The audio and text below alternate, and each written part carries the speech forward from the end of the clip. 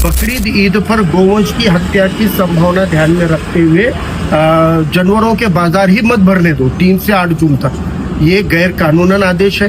पहली बात तो गौ सेवा आयोग की औकात ही नहीं है कि वो ऐसे आदेश निकाले, ये उनके अख्तियार में नहीं है। दूसरी बात है कि कृषि उत्पन्न बाजार समिति को आदेशित कर ही नहीं सकते।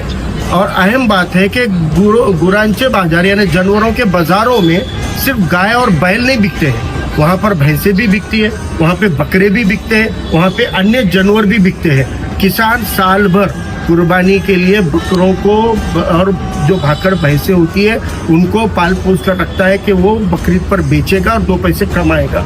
इसमें मध्यस्थ दलाल होते हैं, इसमें गाड़ी के चालक मालक होते हैं, इसमें हमाल होते हैं, इसमें बाजार के दिगर मजदूर तबके होते हैं जिनकी रोजी रोटी डिपेंड है। अगर जानवरों के बाजार ही नहीं भरेंगे तो ये सब लोगों की भी असुविधा होगी, कुर्बानी की भी असुविधा होगी, कुरैशी बिरादरी और खाटिक समाज की भी बेरोजगारी हो जाएगी। इसीलिए ये गैर कानूनन आदेश को रद्द बातल करने के लिए और नांदेड़ जिले के सभी जानवरों के बाजार समय पर लगे। हाँ, इसमें गाय बैल की रोकथाम के लिए तुमको जो करना है जरूरी कदम उठाओ।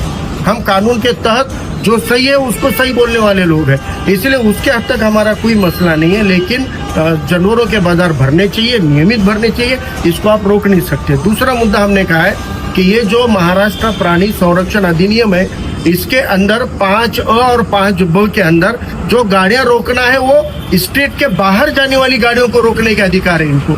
जो महाराष्ट्र के बाहर निर्यात शब्द है, निर्यात हो रहे हैं राज्य के बाहर, तो वो गाड़ियों को रोकने का अधिकार है।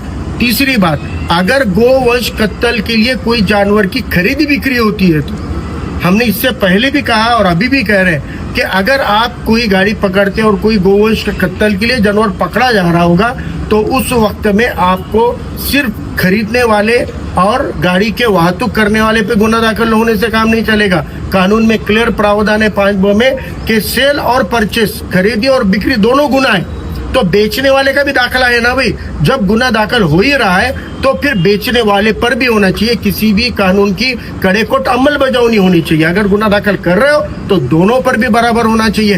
बेचने वाला बेचारा है और खरीदने वाला गुनहगार है, ऐसा कानून नहीं मानता। इसलिए हम ये कहते हैं कि पूरे कानूनों का कड़ेकोट आप नियोजन कीजिए, कड़ेकोट अमल बजावनी कीजिए और अगर कानून के दायरे में रहते हुए अगर आप नहीं चल रहे तो इसका विरोध होगा। इसलिए हमने ये अपील की है जिला प्रशासन को कि नांदेड़ जिले और सभी तालुके के अंदर जानवरों के बाजार भी भरने चाहिए और जब गुना दाखिल किसी पे होगा तो खरीदी और बिक्री दोनों पर होगा। सर, इसके